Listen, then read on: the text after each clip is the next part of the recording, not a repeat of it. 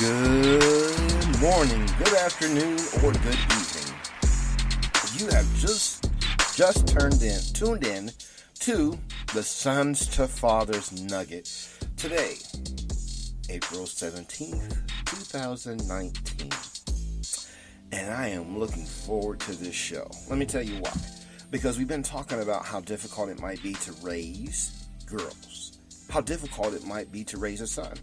Today, we're going to talk about how difficult or some of the toughest parts about being a dad. Aren't you excited for that? Thank you. All right, so with that said, again, thanks for tuning in today to the Sons to Fathers Nugget. And I would ask that you download this particular show in particular because this is very important. And it's some of the toughest parts of being a dad. I need you to download this one to keep this one in your Rolodex. Not only that, to be able to share this with another father that might be going through the same thing. Now, as I go through these different steps, there's only 3 today, all right? As I go through these different things, these are just things that applies to me personally, and I felt like I needed to share them with you. And I'm praying that something that is said today is very relatable to you and your circumstances. So with that in mind, again, please download this one, follow me, share the podcast, follow the podcast, the Sons to Fathers Nugget, or the 3 a.m. devotional. Do those, because they can enrich your life. Amen? Well, let's just go ahead and jump right into it. Now, I've been a parent for, it'll be 20 years in July. And I can still remember the feeling of holding our first daughter, Taylor, in my arms at Riverside Hospital and never wanting to let go. I can remember this. Now, my body was thinner, my hair had a lot more hair, and I had a lot of things going on inside of me. And I was a new father, but, my attitude even then was more idealistic, more selfish, more all about me, and things that I wanted. Again, I was newly involved with my wife at the time, and I was, she was my girlfriend at the time, and my wife now. There was a whole lot of things I was growing into, and I didn't know. And and first, let me say this, babe. If you're listening to this particular podcast, thank you for sticking with me. Thank you for seeing the man inside of me at that time that I didn't even see. All right, I appreciate you, and I honor you today in that. Now, during that time, like I said, my attitude was more of a selfish, more idealistic, more about me. But the feeling of wanting to protect her forever was never changed. Even to this day, even 2 more kids later. So now we have a 19-year-old, an 18-year-old, and a 15-year-old.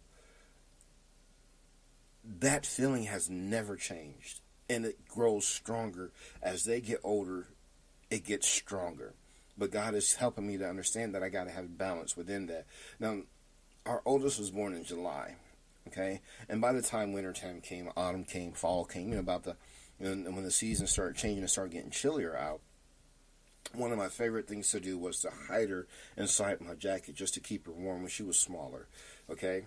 And I felt like, because of my stature at that time, I was more in shape physically, and I believed in my heart that as long as she was tucked inside my jacket like she was, nothing could harm her. Everything that would come would see me and get deterred. Sort of kind of like a mama kangaroo with the pouch and everything right there. And that's how I felt. Like a gorilla with a pouch. How's that? I was a gorilla with a pouch and carrying his baby with him. But in my heart, I knew that couldn't always be possible. And as she got too big to be able to be hidden in my jacket, I had to understand that, in order for me to keep her warm, I got to keep her close to me. And as time went on, I eventually felt that when she grew up out of that my heart, even though she's right here, she's not in my jacket anymore, that she's still right there, safe in my grasp.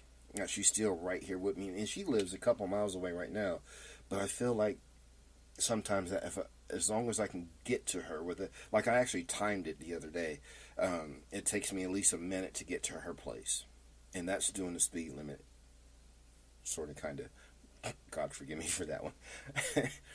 But that's like doing sort of kind of the speed limit. I can still get to her and still be able to protect her, and in my mindset, she's still within my grasp. Okay, now in all these years, I've learned a great deal about sacrifice, patience, and fear in being a father. It's been worth every second, though. Let me tell you, Father, it's been worth every single second.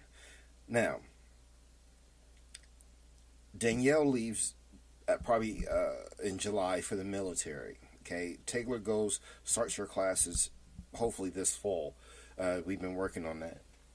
And then David is growing up, our son is growing up into a beautiful, handsome, and smart young man. And so soon he's going to be leaving the nest in pursuit of all their dreams, right? But guess what? There won't be many days when I'm not thinking about how they are doing. Even now that Taylor's just about a mile away, I don't stop thinking about how she's doing, her welfare. Does she has everything? Is she safe? Most of you that know me as being a very big security guy. I'm big on security. So people say that I'm a lightweight prepper.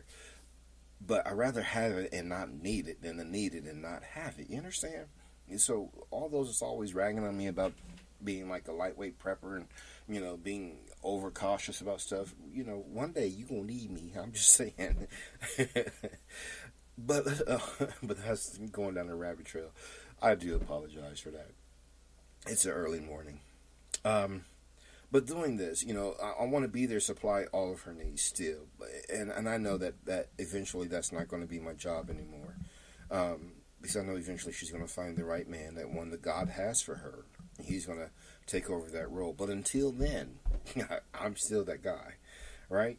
So one of the, and I started to understand this, especially when it hit me that Danielle was going to be leaving for the military. She's going to be gone for 19 weeks and a day. And I realized as a father that one of the toughest things about being a dad is letting go. Fathers, if you aren't at that point yet where you have to let go of one of your children to go pursue their dreams, it's a very rough, harsh road. But you can make it. You can do it. The past few days I've been under extreme sadness and bother and just burdened down with that thought of where my daughter is, my oldest daughter, where Taylor is in her life, and where Danielle's headed in her life, and those things just got me concerned about their well-being, and then got me questioning, have I done everything I needed to do to teach them how to be successful and to be all that they can be, and how to be the best them they can be. Sunday, I had a really close friend of ours saw me, and they said, I can see the hurt all over you, but just rest assured that God has your daughters in his hand. So you know who I'm talking about. If you're listening, thank you for that. It was very, very encouraging, and I'm standing on that. The prophetic word came over Taylor, to me and Krista, for Taylor, that we shouldn't worry. God has her in his hands, as well as the other two, and that we should just keep praying and keep loving her just as Christ loved the church, and just keep doing what we're doing, encouraging her. So that's what we've been doing. We can't lose any more sleep over her, but we can just keep praying. You know what I mean? That God's hand of protection stay over all of our children. Well, like I was saying, learning how to let go is one of the toughest things about being a dad. How to let go with closed hands. Does that make sense? That's one of the hardest things to learn how to do. So, with that in mind, here's 3 things that, like I said, it's all a part of being. It's all a part of having this job as a father, as a dad, as a super dad. Okay, it's all a part of that. Now, here are some other things. Like I said, here's 3 things that come along with that part of being in the job, of having that job of being a super dad. Endless concern. That's number one. Endless concern. When they are babies, we are worried, and we're somehow that we're going to somehow break them because they're so small and so fragile. So we get very, very overprotective, and we want to protect them from anything and everything that comes around them, right? And then they start crawling. Then they start walking and getting adventurous, getting brave, and jumping off of furniture and jumping off the fourth step and unexpectedly and jumping into your arms and things like that. You worry about stitches, and you worry about them breaking things, breaking bones, and breaking stuff on their bodies and cutting themselves open. You worry about those things, right? Now, when my oldest started walking, she was starting to learn how to walk. She was in her walker one day, and we lived in a 2-story apartment. And when Taylor was just starting to learn how to walk, we lived in a 2-story townhome. Now, we tried our best to keep things safe. We gated the upstairs steps. We gated the basement steps. We gated the outside. We gated everything. We had the outlet covers. We had all this. We tried to baby-proof our home, okay? Because we were new parents and we didn't understand. We wanted to make sure that our baby was safe. But one day, I was leaving for work. I came home for lunch, I believe it was. I was coming home for lunch or getting ready to go to work that day. And Crystal was off work. And her and Taylor were in the living room / dining room area in our apartment. Well, our townhome. And I was getting ready to walk out the front door, and Krista followed me to the door to give me a kiss. Well, at that time, the basement door was open, and we didn't think anything of it because, Krista I think she was doing laundry or something that day in the basement. So it was just going to take a hot second to run to the front door, give me a kiss goodbye, and then go back to tending to Taylor. Well, here's what happened. As I'm at the door, and Krista comes up to give me a kiss goodbye, we hear boom, boom, boom, boom, boom, boom, boom, boom. But we didn't hear a cry, so we both ran. We hopped down like 8, 9, 10 stairs, maybe 13 stairs. One swoop, right down to the bottom. We both did, back to back. And we scooped Taylor up. Now, here's the thing about that. This is the funny thing. She didn't cry until she saw our panic and our excitement. She wasn't crying. She was just laying in her walker safe and sound. No bruises, no bumps, no cuts, no nothing. She was just laying there. And she did not react or cry out until she saw our panic. She didn't cry out until she felt our panic, our expression of fear that something had happened. So we scooped her up in our arms, and she began to cry. She began to wail. Now, she was fine. Okay, like I said, she was fine, but we were both temporarily terrified. We didn't know what was going on. Now, here's what we learned. That the knowledge that we are always one mistake away from catastrophe makes me constantly fearful.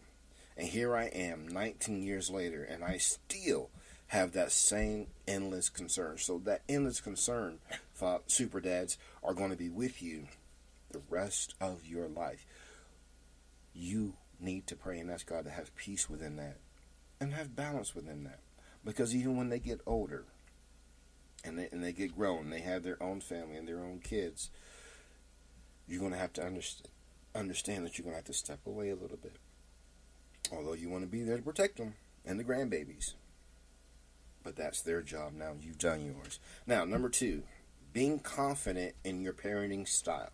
Now, we live in an open society where there's freedom this and freedom that, and everybody wants to flow in their freedom, and that's fine. That's great. I completely understand. I stand with that. It is a free country, but it also needs balance. Okay, but when it comes to parenting styles, I am a traditionalist all the way.